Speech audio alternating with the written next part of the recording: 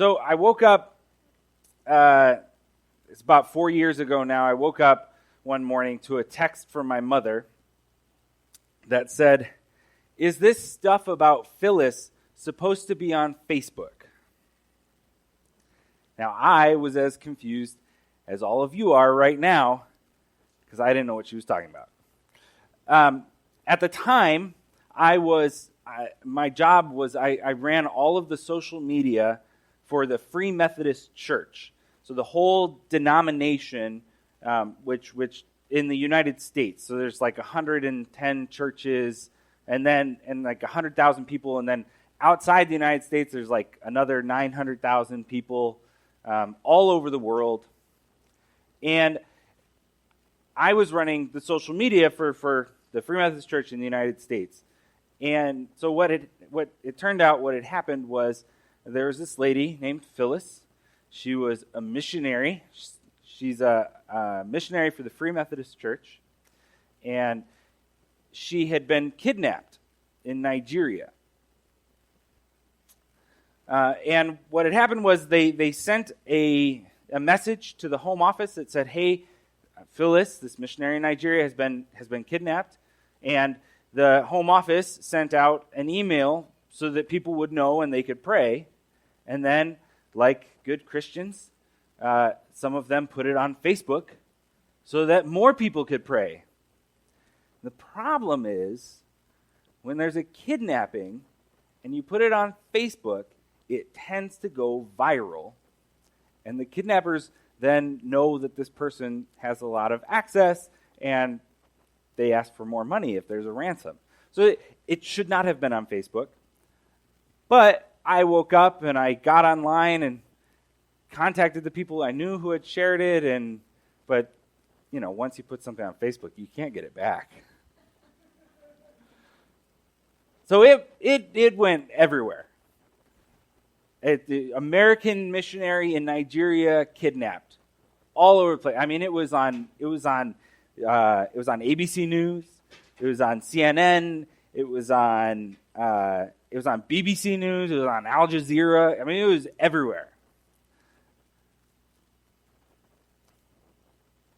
Phyllis was held for about a week, and then she was released. And officially, there was no ransom paid or anything. She was released after about a week, and she went home to Seattle. And she met with her family, she hung out with them, and then about a year or so later, I forget how long it was, it may not have even been a year, Phyllis went back to Nigeria. And she's still there. In fact, I'm friends with her on Facebook now, and I got a bunch of notifications this week because she is raising money for cows for people in Nigeria, and she was updating regularly how many cows they had the amount equivalent to how many cows they had gotten. So it was like 27 cows, 29 cows, 31 cows. Like, it kept going up. She's still in Nigeria. She's still doing her thing. I don't think she's with the Free Methodist Church specifically anymore. She's working with the Nigerian government. I don't know what she's doing. Here's the kicker. Phyllis is 75 years old. Now, I don't know about you, but if I was 71 and I was kidnapped for a week in Nigeria,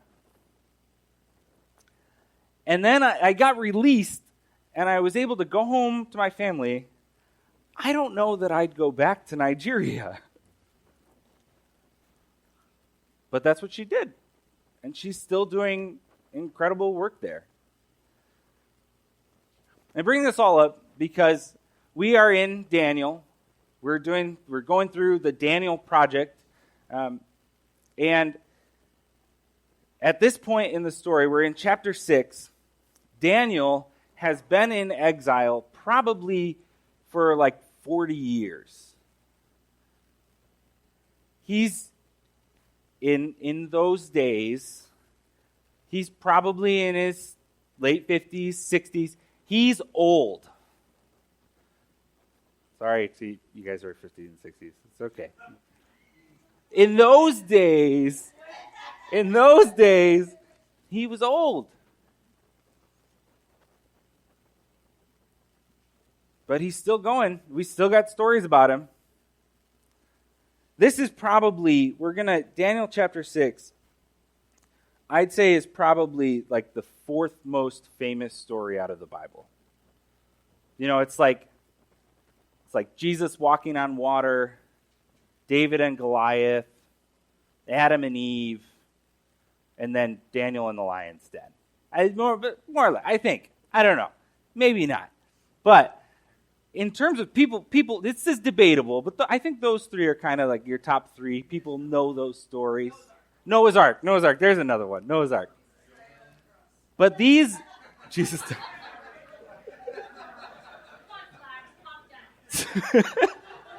So Daniel in the lion's den is this really famous story. And it just the details kind of blend together. And even a few weeks ago, we did the blazing furnace. We went through the story about the image of gold and the blazing furnace. And we kind of confuse all of these stories, right? We think, oh, Daniel in the lion's den, that's Nebuchadnezzar, right? And Daniel and his friends, and they all kind of blend together. But Daniel, the lion's den, is this really famous story. So we're going to get into it some. But before we do that, I'd like to point out three things about Daniel. The first is that Daniel was a man of hope. And I know Daniel was a man of hope because of a lot of the things that he does. But first of all, if we go all the way back to chapter 1, Eric, when we started this series, pointed out that Daniel, who writes this book, says, God gave Jehoiakim, king of Israel, into the hands of Nebuchadnezzar. He gave Israel over to Nebuchadnezzar. He doesn't say Nebuchadnezzar came and conquered Israel. He says God gave them over to Nebuchadnezzar. And he goes off into exile. And in exile, he enters in to relationships with all of these kings, with Nebuchadnezzar. When people didn't want to tell him what his dream meant, Daniel steps in with Nebuchadnezzar and tells him what his dream meant. He enters in with this courage, and all of this courage flows out of this hope.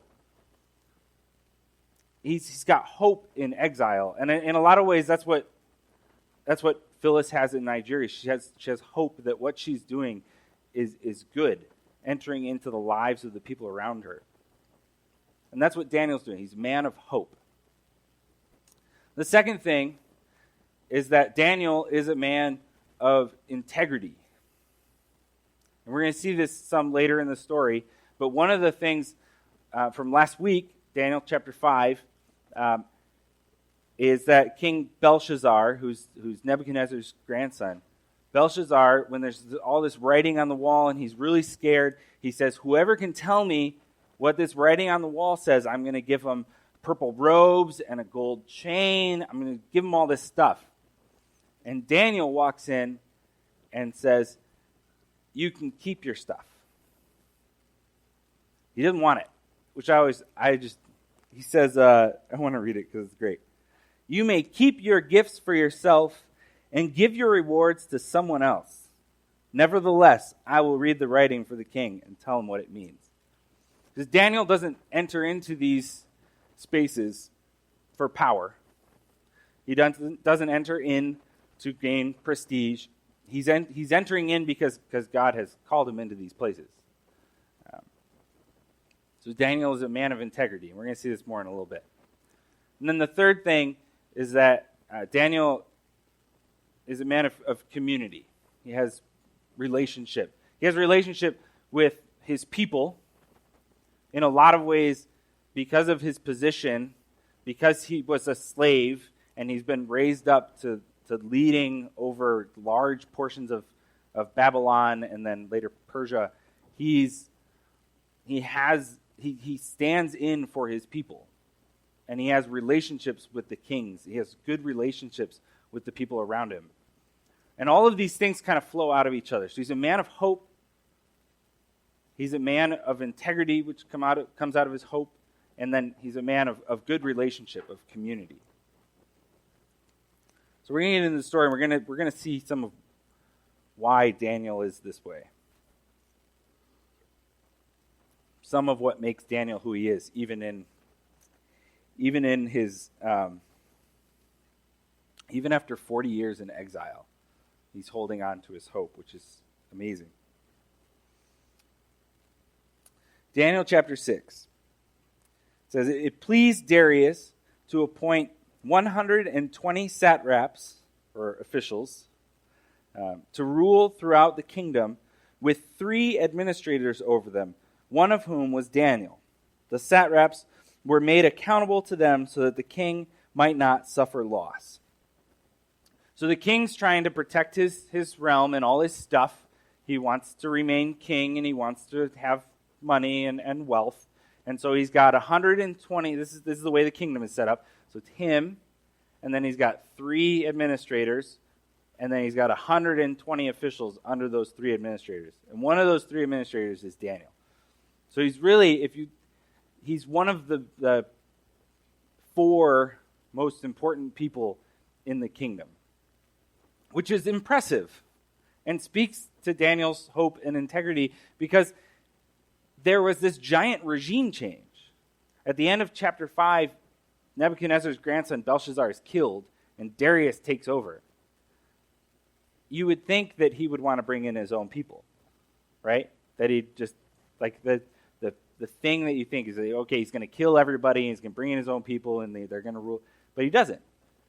He puts Daniel in this high position. Now Daniel so distinguished himself among the administrators and the satraps by his exceptional qualities that the king planned to set him over the whole kingdom. That's a step up.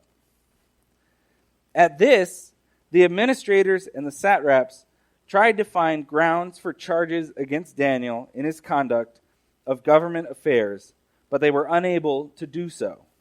He's a man of integrity. They could find no corruption in him, because he was trustworthy and neither corrupt nor negligent.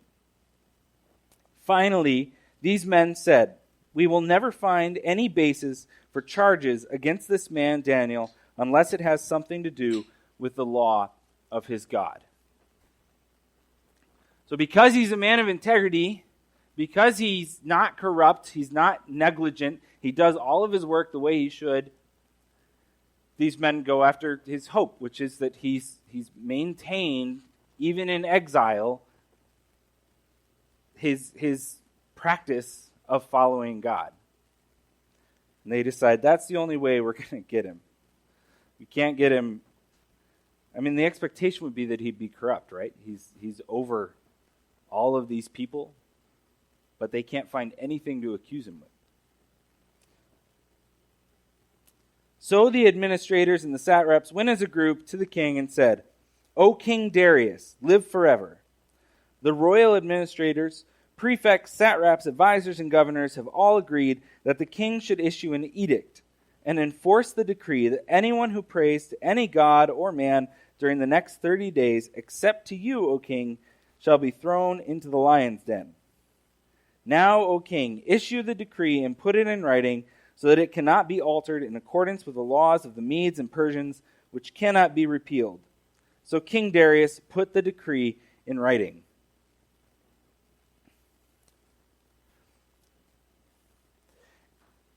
As I was going through this week, I kept going back to the blazing furnace, where the blazing furnace is really about Shadrach, Meshach, and Abednego standing up to the power of Nebuchadnezzar. It's really about them. They stand before the king and they say, "We're not going to worship you." This is different.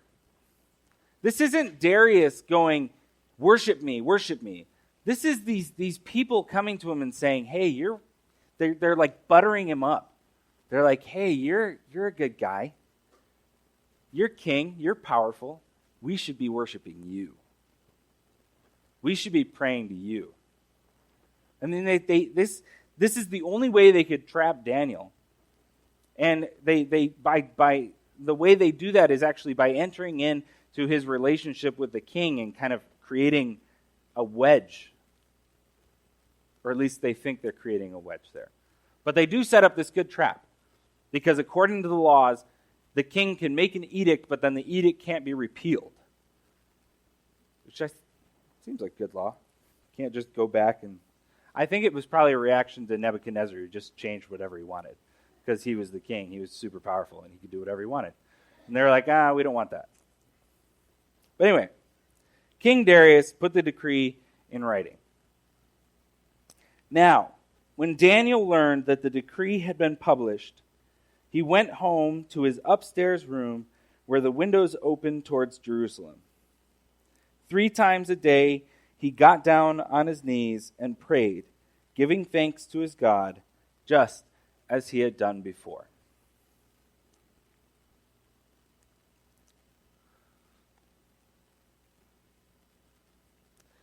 This isn't a story about standing up to power like the blazing furnace. This is a story about Daniel's consistency in his relationship with God. Now, I don't know about you, but much like in the way that I would probably not go back to Nigeria, I'd probably want to stay home with my family. I think if the king made this decree and said, hey, you all have to pray to me, I don't want to say that we wouldn't pray to God anymore. But I think we'd probably close the windows. I don't know. It just seems logical. If I'm going to be thrown into a den of lions, I'm going to close the windows when I pray so that no one knows that I'm praying. But it gets even... Daniel gets... It's even more... what's the word? It's even more brash than that. It's not just that he leaves the windows open, but it says, this is great. Then these men went as a group and found Daniel praying and asking God for help. Now, when it says these men, it's saying that all of these administrators and satraps. So how many were there again? 120 satraps and 2 other administrators. Daniel doesn't just leave the window open. He leaves the window open and then 122 people come and watch him pray. Like, what does that look like? Did they all peek around the corner one at a time? Did they just walk down the street and go, oh, yep, he's praying? 122 people. This is Daniel's consistency. He stands in his hope that God is God. That God is going to do what he's going to do. And where did the hope and the integrity, the community, where does this flow out of? It comes out of this. When Daniel learned that the decree had been published, he went home to his upstairs room, where the windows opened towards Jerusalem. 3 times a day he got down on his knees and prayed, giving thanks to his God, just as he had done before.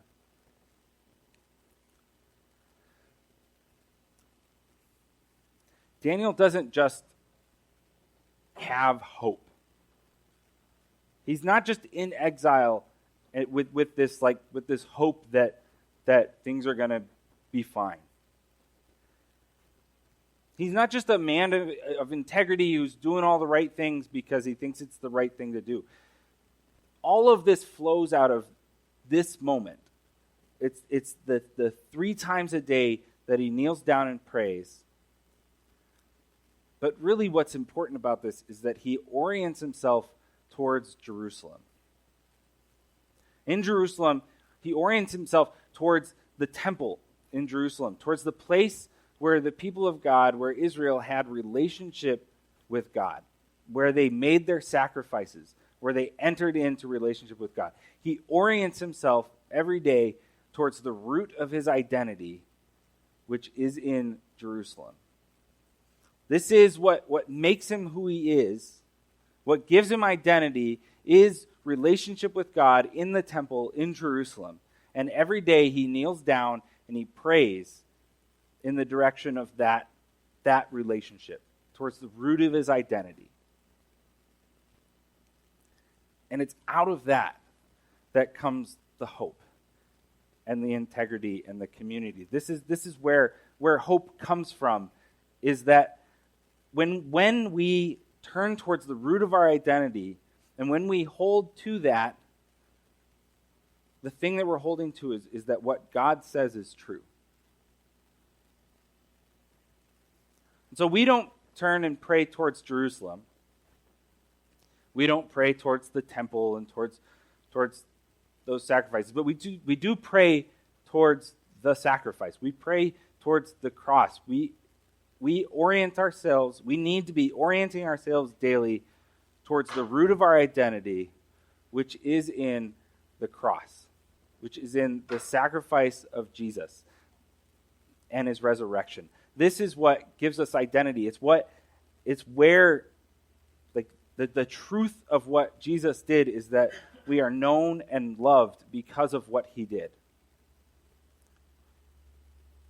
And just as Daniel orients himself every day towards Jerusalem, towards the temple, towards the root of his identity, that is what we are called to turn towards. It's what we are called to root ourselves in the cross and in our identity, which is that Christ died for us.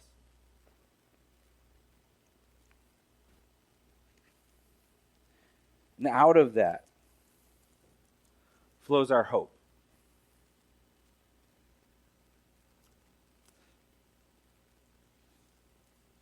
If we continue on, these 122 people peeking around the corner at Daniel praying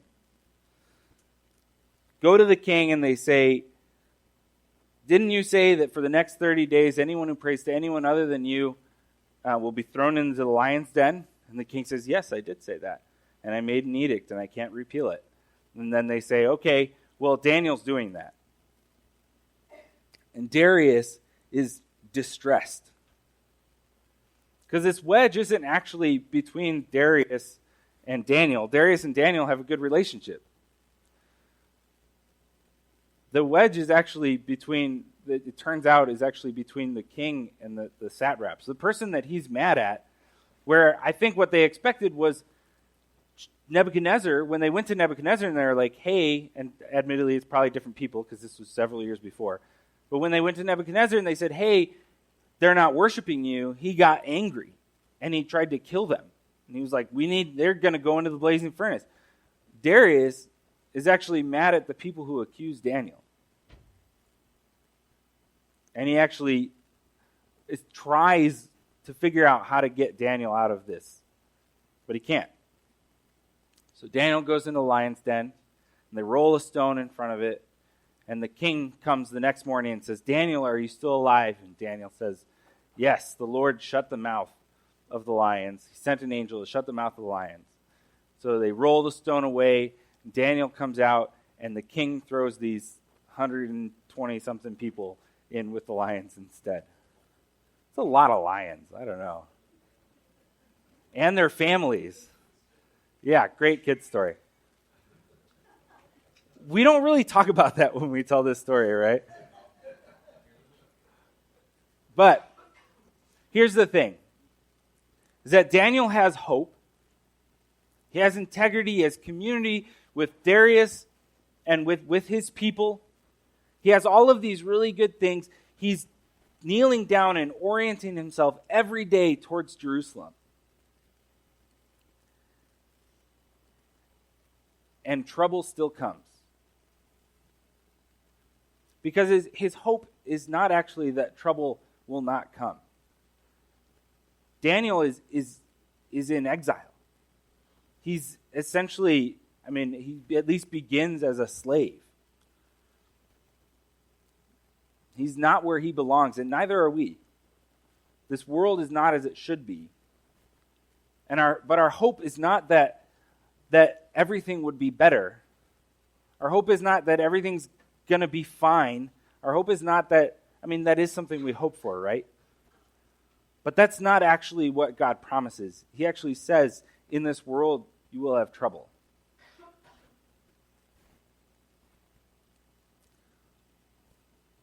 What carries Daniel through this is not that when he heard it, he went home and prayed. It's that even before he heard what was going to happen, he had spent his life praying, daily orienting himself towards the temple and towards the sacrifices, daily orienting himself towards God. And our hope flows out of us daily orienting ourselves towards the cross and towards the sacrifice of Jesus. And that doesn't mean that there won't be trouble.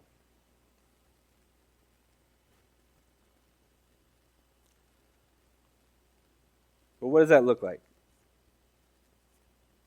1 Peter is a letter in the New Testament. And I'm going the wrong direction. There we go. 1 Peter 3:15. I really think Peter was thinking about Daniel in the lion's den when he wrote this. But in your hearts, set apart Christ as Lord. So look to Christ. Orient yourself towards Christ. Always be prepared to give an answer to everyone who asks you to give the reason for the hope that you have. But do this with gentleness and respect, keeping a clear conscience, so that those who speak maliciously against your good behavior in Christ may be ashamed of their slander. So we are called to, in our hope, in our relationship with Christ, we are called to carry hope out into the world. We're called to be people of integrity. We're called to build community in the world. And we're called to be ready to give an answer for that hope. That hope is in Christ. That place where we orient ourselves daily.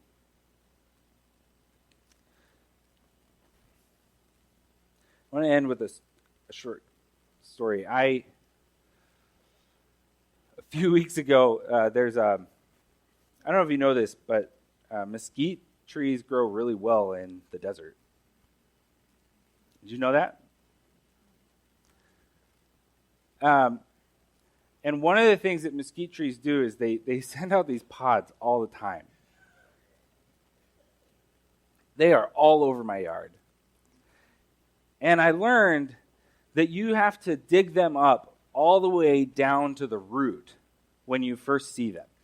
Like when you first see that little thing popping up, you have to dig all the way down and get the root out.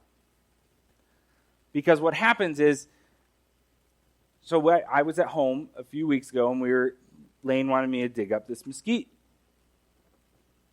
Little guy, like that big. And it turned out what had happened was that it had popped up, and someone had come along and trimmed it.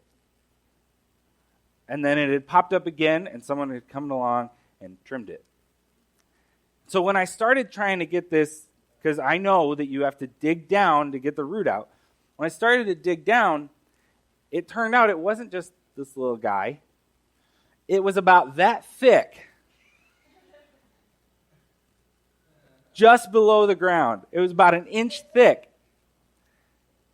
I had to dig 2 feet down, and I still had to stand over it and grab it with both hands and pull on it until it popped out. And the taproot was like 2 feet long.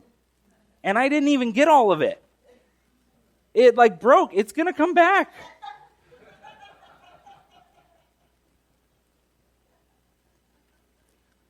But that root, see, we're like mesquite trees. Actually, it's God's word. I haven't really worked out this metaphor yet. But we are,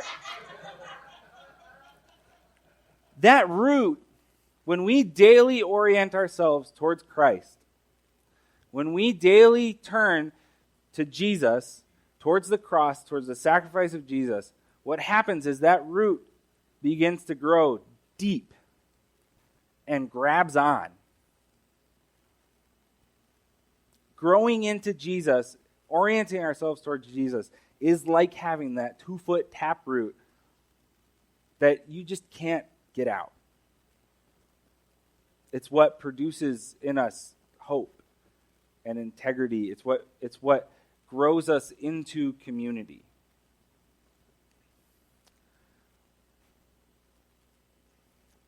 And it's what carries us through the lion's den.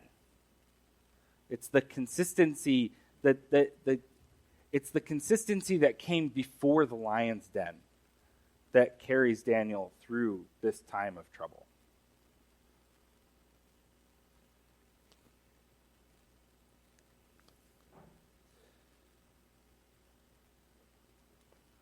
That's what I want to call you to, is to turn towards Christ. And I have a few minutes for questions. So, if someone wants to run the microphone for me. Yeah, it is. Did you turn back?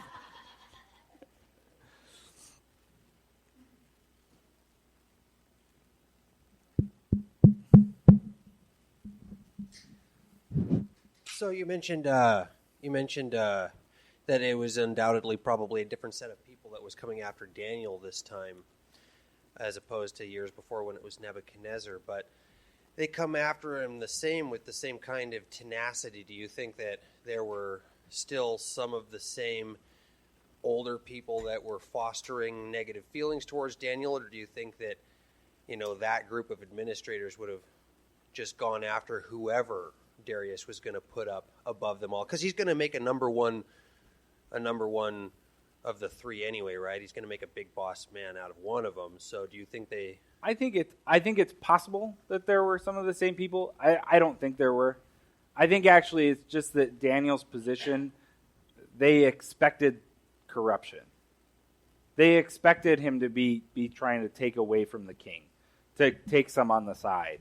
And so when he was elevated, they went after him because he was elevated, and they didn't like that he was above them. He's in exile. He's not from there. He doesn't belong there, and they couldn't get him on anything. They knew that. They knew they couldn't get him on anything before.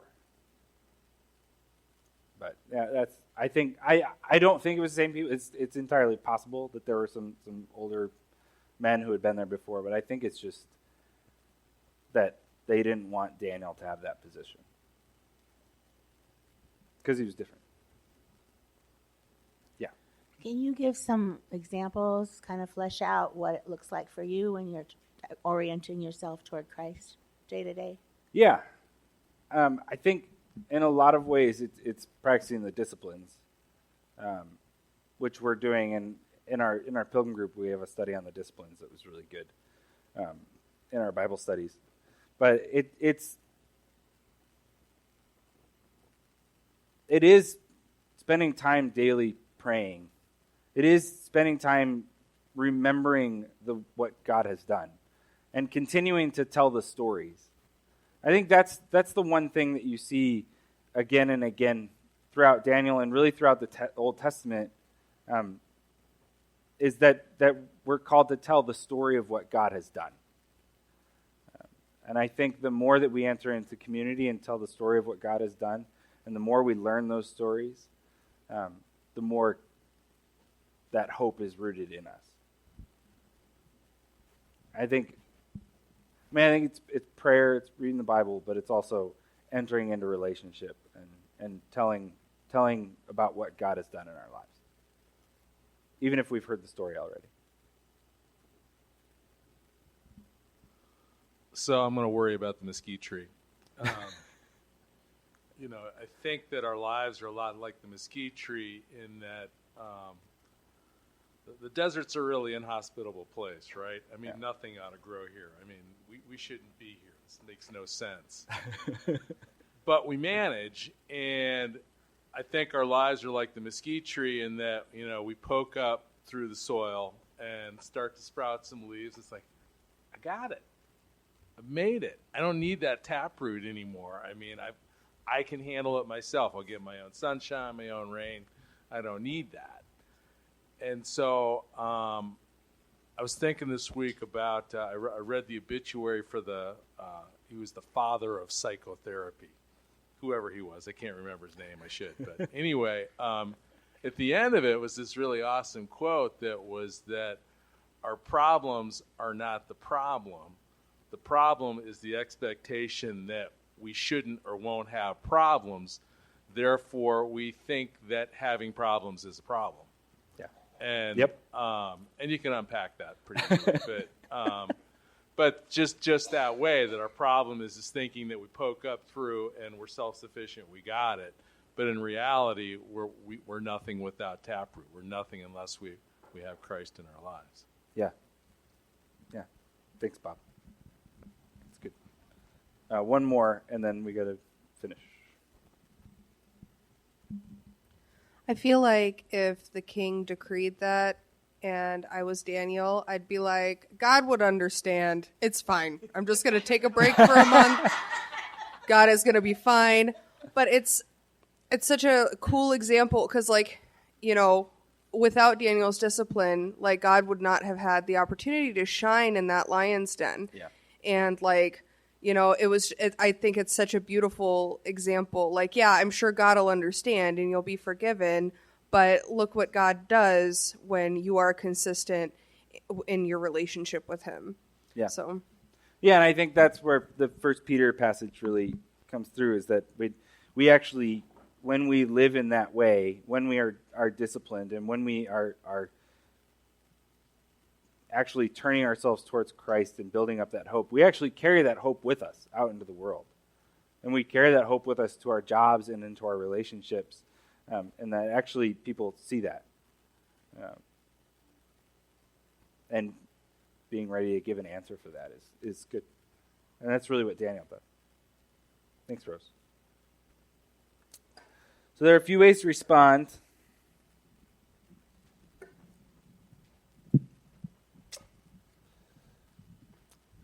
The first way is the healing chair, which is in the back. It's the white chair. And if you would like prayer, the healing chair is really, I mean, in a lot of ways, it's representative of what we do here at the village in healing the city one person at a time. But if you are experiencing the brokenness, or if you're going through trouble and you'd like to be prayed for, that's the place to sit, and someone will come and pray for you. The second way to respond is through offering. If you are visiting with us, there's no expectation that you would give. This is the way that we can do a lot of the things that we do, including the food bank and ministering to each other. This is the way that we interact, and so this is the way that we enter into healing the city one person at a time. So I'm gonna start those around. If you can just pass them around this direction, that would be helpful. The third way to respond is through communion. And this is actually another way that we orient ourselves towards the cross, in acknowledging the sacrifice of Christ and its impact on our lives. And so if you can stand with Christ, and if you can enter into that relationship, I'd invite you to come and to take the bread and dip it in the wine, and remember what Christ has done in our lives. The last way to respond is that we're going to play some music, reflect on the words, and spend some time either listening or singing along, and allow yourself to be called to worshiping Jesus and worshiping God.